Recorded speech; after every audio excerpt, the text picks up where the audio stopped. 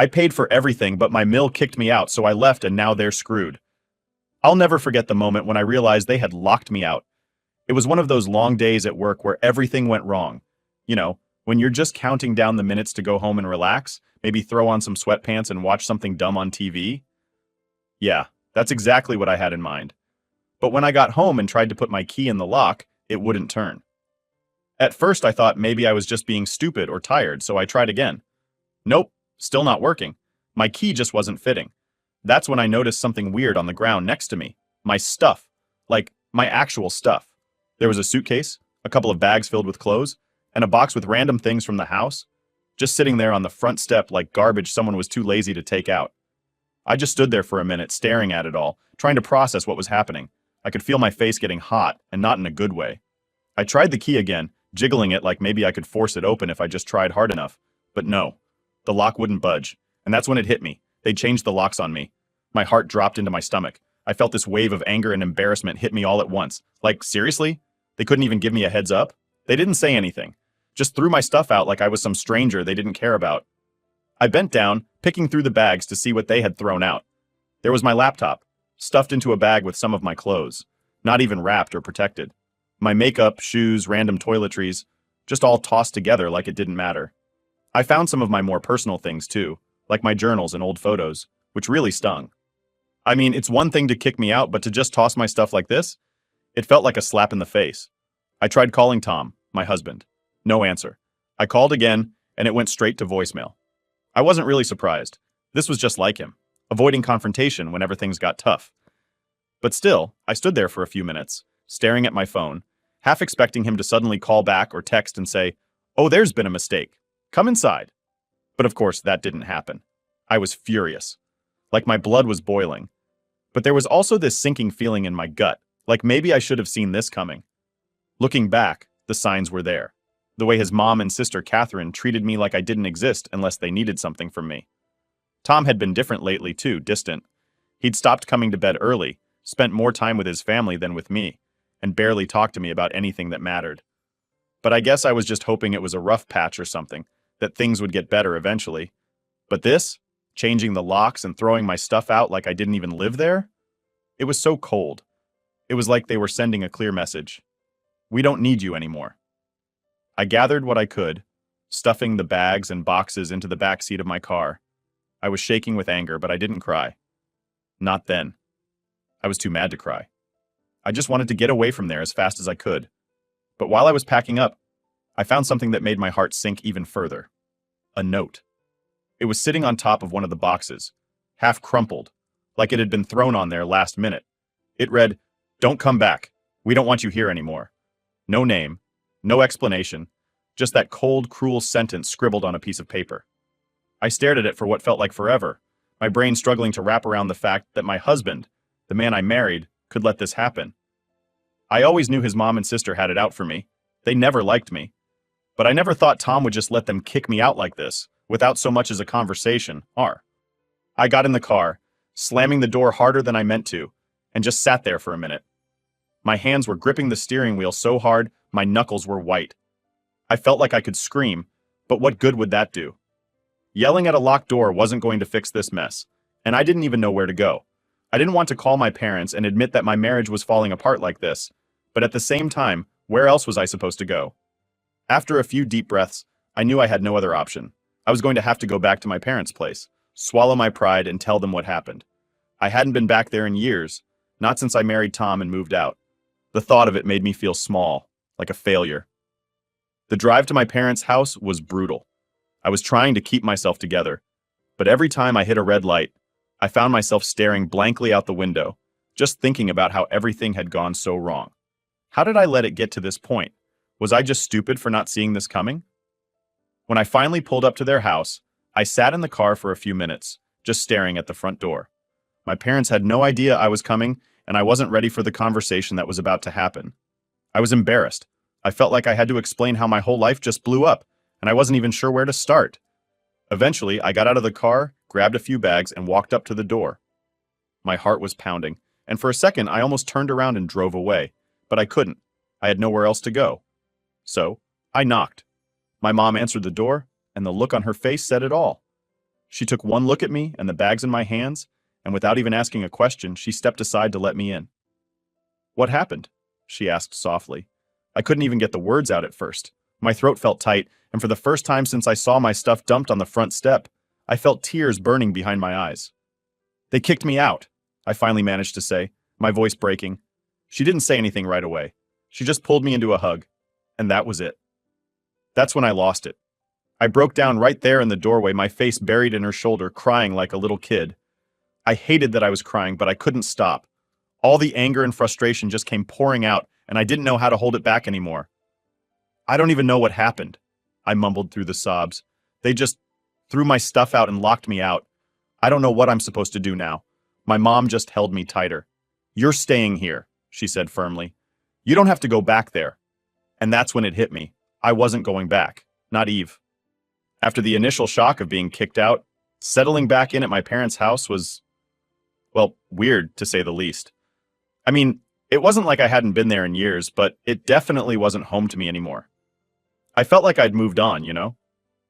Like I had grown past living under my parents' roof, and here I was, dragging bags of my stuff back in like I'd regressed to some younger version of myself. The first night back was uncomfortable.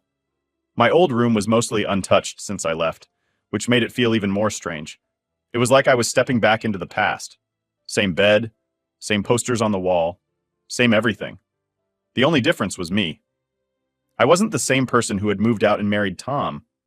Now I was the woman whose marriage was probably falling apart, who had been kicked out of her house and didn't know what the hell to do next. I unpacked a few things, just enough to get by for the night. I sat on the edge of the bed, looking around, and couldn't help but feel this overwhelming sense of failure. Like, how did I end up here? I had been so sure when I married Tom that we'd build this life together, and now it was crumbling right in front of me. My mom knocked on the door later that night. "Can I come in?" she asked, poking her head around the door. I nodded, not really in the mood to talk, but knowing I couldn't avoid it forever. She sat down next to me and gave me that look only moms can give, the one where they're worried but trying not to show it too much. "Do you want to talk about it?" she asked.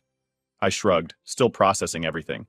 "I don't even know what to say, Mom. It all happened so fast. One minute I'm at work, and the next I come home, and all my stuff is on the front porch like I don't even live there anymore." Her eyes softened. "I'm so sorry, Emily. I don't understand why they would do something like that to you. You've always been so good to them." That hit me harder than I expected, because she was right. I had been good to them. I had bent over backward for Tom's family, always helping out when they needed it, paying for things when they couldn't afford it. And for what? To get kicked out without a second thought? "I thought I was doing everything right," I said quietly. "I mean, I worked hard, paid for everything, helped out whenever they needed it, and this is what I get in return?" She put her hand on mine, giving it a squeeze. "You didn't do anything wrong, sweetie. Sometimes people take advantage of the ones who are kind to them. It's not your fault."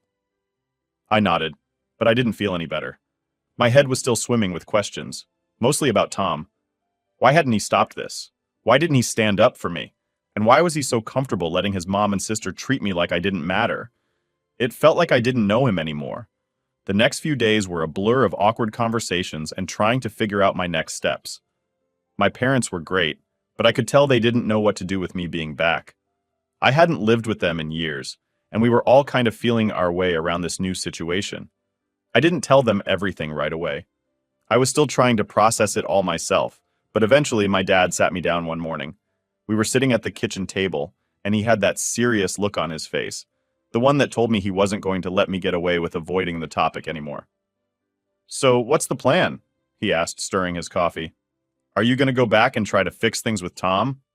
I stared down at my mug, not really wanting to answer that question. The truth was, I didn't know. I had been married to Tom for 2 years, and now everything felt so broken. I didn't even know where to start. "I don't know," I admitted. "I don't even know if I want to go back. It feels like he's been letting his mom and sister run our lives for a while now, and I'm just tired. I'm tired of feeling like I don't matter to him, like I'm just there to pay the bills and keep things going while they all do whatever they want." My dad frowned. "It sounds like you've been carrying a lot of weight on your own. That's not how marriage is supposed to be." I sighed, feeling the weight of his words. "I know. I guess I just kept hoping things would get better. But they didn't." He didn't say anything for a while, just took a sip of his coffee and nodded. Then he looked at me, his expression softening.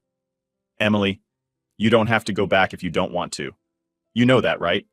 You deserve to be with someone who values you, who stands by you. If Tom's not that person, then maybe it's time to think about what's best for you. I hadn't thought about it like that before. I guess I had been so focused on making things work that I didn't stop to think about what I wanted. I'd been so caught up in trying to keep the peace with Tom's family that I hadn't even considered whether staying in that marriage was what I actually wanted. But now that my dad said it, I realized he was right. I didn't have to go back. I didn't have to keep putting up with Tom's family's crap or being treated like I was just a convenient wallet for them to rely on. I had options, and I needed to start thinking about them. That day, I took a long walk around my old neighborhood, just trying to clear my head. I hadn't been back there in so long that it felt strange to see how little had changed. The same old houses, the same streets I used to ride my bike on as a kid. It was comforting in a way, but also kind of bittersweet. I wasn't the same person who had grown up here. By the time I got back to my parents' house, I had made a decision. I wasn't going to rush back to Tom. I wasn't going to let his family guilt me into anything. I needed time to figure things out, and I was going to take it. That night, I told my parents that I wasn't planning on going back anytime soon. They were supportive, of course, but I could tell they were worried. I was too, honestly. I didn't know what the future held, but for the first time in a long time, I felt like I had control over my own life again. It was a small step, but it was mine, and that was enough for now. The days after deciding not to go back to Tom passed slowly, but for the first time in a long while, I felt like I could breathe. It was weird because, on one hand, I felt like I was regaining control of my life, but on the other, there was this nagging guilt in the back of my mind, like I should have been trying harder to make things work. You know that feeling when you leave something behind, but you're not 100% sure you're doing the right thing? Yeah, it was like that. But every time I thought about going back, I remembered all the crap I put up with from his mom and Catherine. I'd bent over backward to help them out, and they never once showed me an ounce of respect. Like it didn't matter how much I did for them. They'd still look down on me or make some passive-aggressive comment about me working and not being a proper wife. And Tom? He just let it happen. It was like he was fine with them treating me like a guest in my own home. It's funny, though. The more I stayed at my parents' place, the clearer everything became. You know when you're so deep in something that you can't really see what's going on until you step back? That's exactly what happened to me.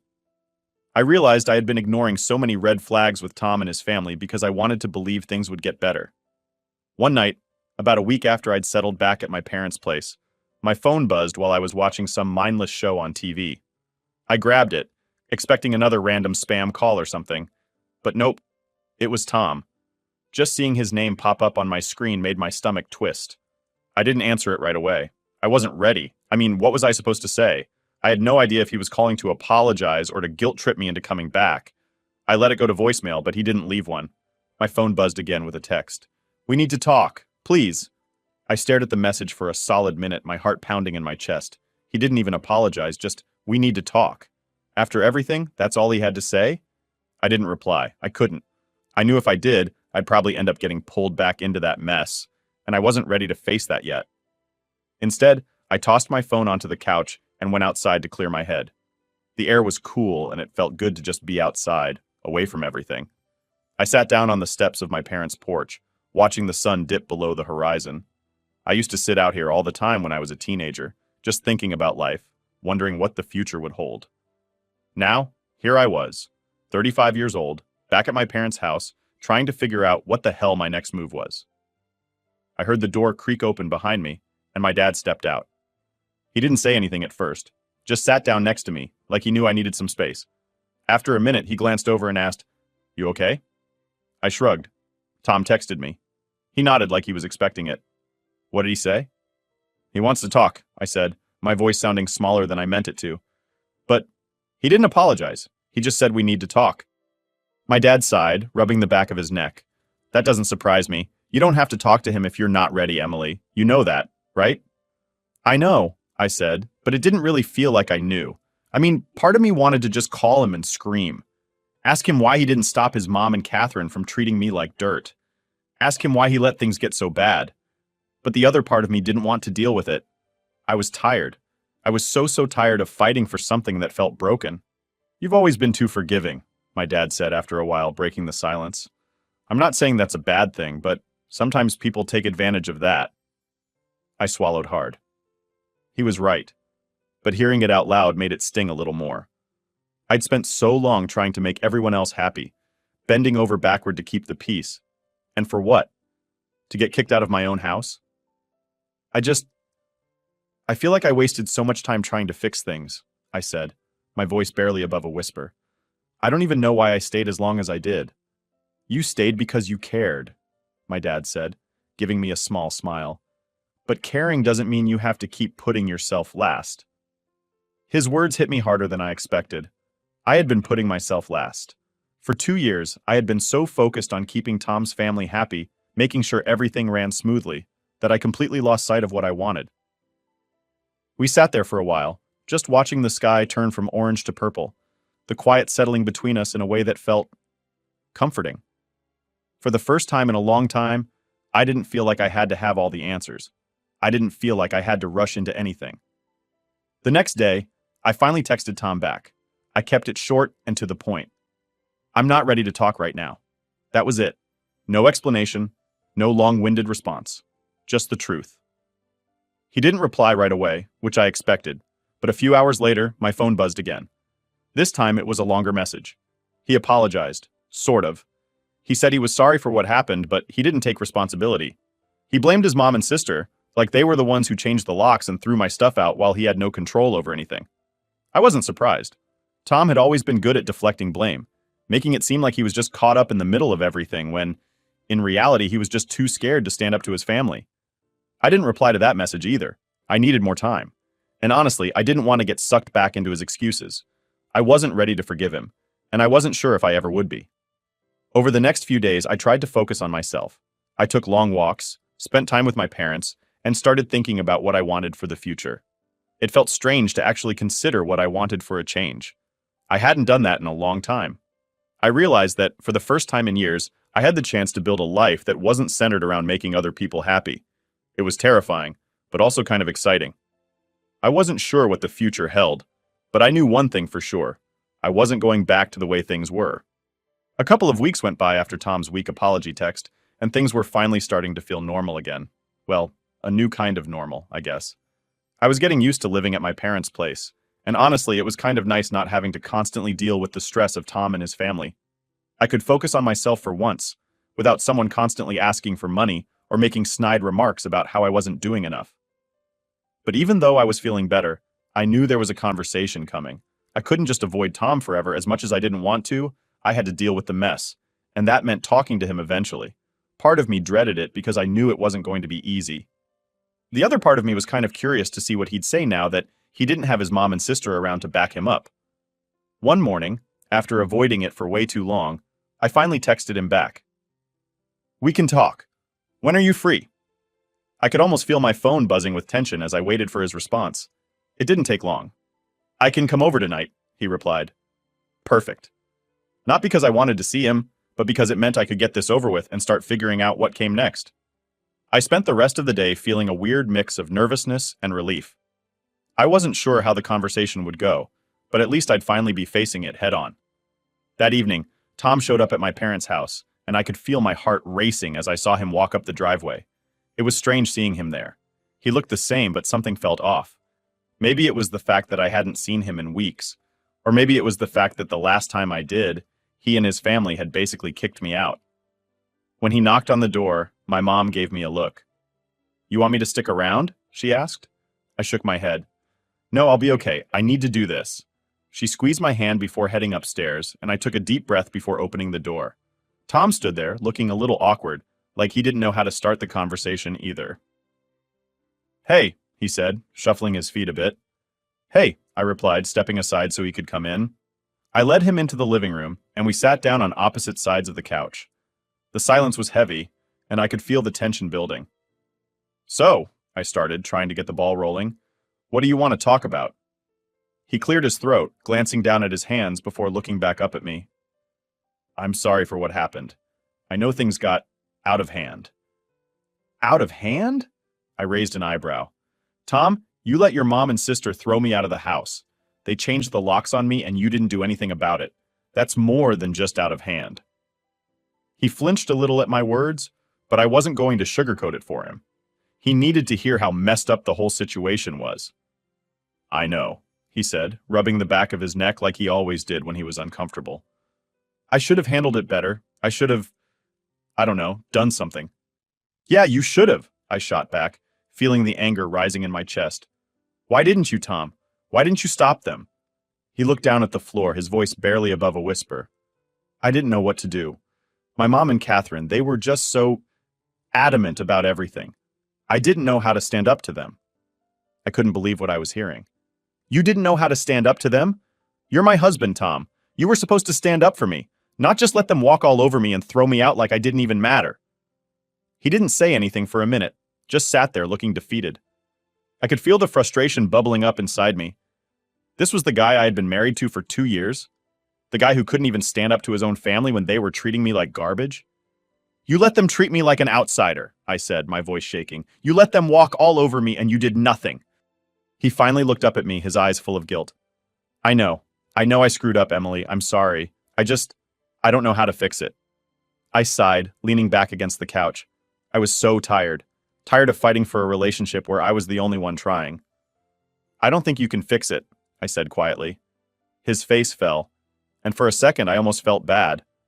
But then I reminded myself of everything that had happened, everything I had put up with for so long, and how little he had done to make it right. I don't know if I can keep doing this, I continued, my voice steady even though my heart was racing. I've been thinking a lot these past few weeks, and I realized that I've been putting up with so much crap from your family because I kept hoping you'd step in and make it better. But you didn't. And now? Now I just don't know if there's anything left to fix. He didn't say anything for a long time, just sat there staring at the floor. I could see the wheels turning in his head, but I wasn't sure if he was actually processing what I was saying or just trying to figure out how to respond. Emily, I want to fix this. I know I've been a terrible husband. I let my family come between us, and I didn't stand up for you like I should have. But I don't want to lose you. I felt a pang of sadness, but also frustration. How many times had I heard this before? How many times had he promised to make things better, only to let his mom and sister continue treating me like a stranger in my own home? I don't know if I can believe that anymore, I said, shaking my head. I've given you so many chances, Tom, and every time it's the same thing. You say you'll change, but nothing ever does. He looked up at me, desperation in his eyes. I'll do whatever it takes. I'll talk to my mom and Catherine. I'll set boundaries. I'll make sure they respect you. I wanted to believe him. I really did. But something inside me had shifted. I wasn't the same person who had been willing to bend over backward to make this relationship work. I had started to realize that maybe I deserved better. Maybe I deserved someone who didn't have to be convinced to stand up for me. I need time, I said finally, standing up. I can't make any decisions right now. But I need you to understand that things can't go back to the way they were. Not after everything that's happened. He stood up too, looking lost. I understand. Just, please don't give up on us yet. I nodded, though I wasn't sure if I really believed it. We'll see. After Tom left that night, I felt like I could finally breathe again. It was strange, though. You'd think I'd feel some sense of closure or maybe even relief, but I was mostly just tired. Not the kind of tired where you need a nap, but the kind where you're emotionally drained, like your brain's been running on full speed for too long, and now it's out of gas. I spent a lot of time thinking about what I'd said to him. We'll see. What did that even mean? Deep down, I knew it was probably over. I just couldn't bring myself to say it out loud. Saying it out loud would make it real, and I wasn't sure if I was ready for that kind of finality yet. I guess part of me was still holding on to the idea that maybe he could change, that maybe things could somehow magically get better. But I knew better than to rely on maybes. In the days that followed, I kept my distance. I didn't reach out to Tom, and he didn't text me either. Honestly, that was a relief. I needed space to figure things out on my own, without his family's influence, without the weight of their expectations always hanging over me. For the first time in a long time, I was starting to feel like I could make decisions for me. But then came the questions. My mom, bless her, had been pretty patient up to this point, giving me time to sort through things without pushing too hard. But one morning after a few weeks had passed, she couldn't hold it in anymore. So, what's next? She asked, sitting down at the kitchen table across from me. It wasn't accusatory or anything, but I could tell she was getting anxious about where all this was headed. I shrugged, not really sure how to answer that. I don't know yet, I said honestly. I'm just trying to take it one day at a time. She nodded, but I could tell she was biting her tongue. She'd always been one to offer advice, but this time she seemed to be holding back, waiting for me to ask for help. I appreciated that, even if I wasn't ready for it just yet. "I know you'll figure it out," she said softly, giving me a reassuring smile. "Just remember, you don't have to rush anything." I smiled back, though my mind was still spinning with 100 different thoughts. It was comforting to know my parents were in my corner, but at the same time, I didn't want to lean on them forever. I had always prided myself on being independent, and even though this whole situation with Tom had thrown me off balance, I wanted to get back to standing on my own 2 feet again. A few more days passed, and I started thinking more seriously about what I wanted. The reality was, I wasn't sure if I even wanted to be in that marriage anymore.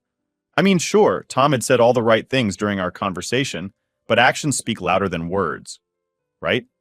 And his actions had consistently shown that he wasn't willing to stand up for me when it mattered.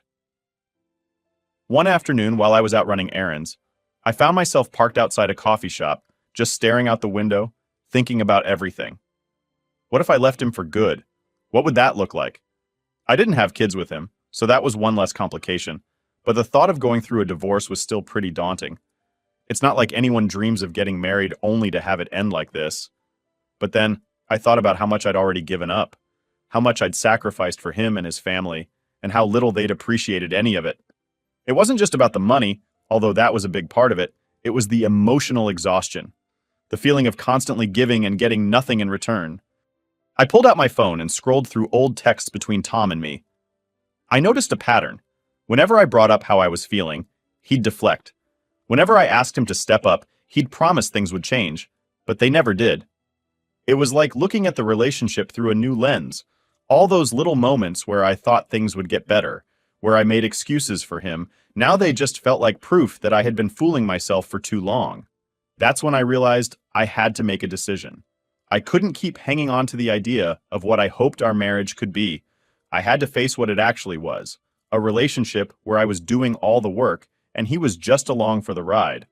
I knew what I had to do, but it didn't make it any easier. The next morning, I sat down with my parents and told them what I'd been thinking. "I think I'm going to leave him," I said quietly, not sure how they'd react. My mom gave me that same soft, reassuring look she'd been giving me for weeks. "I'm proud of you," she said, her voice gentle but firm. "It takes a lot of courage to make a decision like that." My dad, who had been mostly silent during this whole ordeal, nodded in agreement. "You've done everything you could, Emily. Sometimes the best thing you can do is walk away." Hearing them say that was like a weight being lifted off my shoulders. It was the validation I didn't even realize I needed. A few days later, I called Tom. It wasn't a long conversation. I told him I needed to move on, that I didn't see how we could fix things, and that I wanted to start the process of separating. He was quiet for a moment, and then he just said, "I get it." I wasn't expecting that. Part of me had braced for him to argue or beg me to stay, but he didn't. Maybe he knew deep down that this was the only way forward for both of us. The next few weeks were filled with the practical stuff, figuring out what to do with our things, sorting through the paperwork, all the not-so-fun details that come with ending a marriage. It wasn't easy, but every step felt like I was getting closer to reclaiming my life. It's weird, though. As sad as it was to close that chapter, I didn't feel as devastated as I thought I would. Instead, I felt free, like I was finally taking control of my life again instead of just going through the motions. And maybe that's what this whole experience taught me, that sometimes you have to lose something to find yourself again. I wasn't the same person I was when I married Tom. I had changed, grown stronger, and now I was ready to move forward on my own terms.